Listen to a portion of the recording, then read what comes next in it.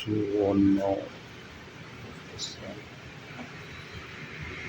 कितना सेक्शन का टायर आता है पीछे? 150/60 150/60 ओके 17 इंचेस की हाइट है सर। ओके रिम की साइज है ना। हाँ हाँ 70 रिम तो सेम होगा, टायर चेंज होगा ना? टायर चेंज होगा सर।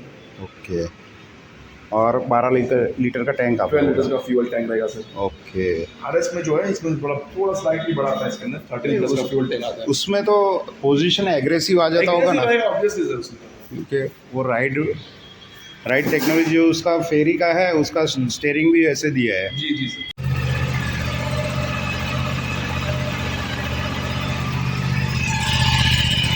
ये तो अंडर पे भी है ना?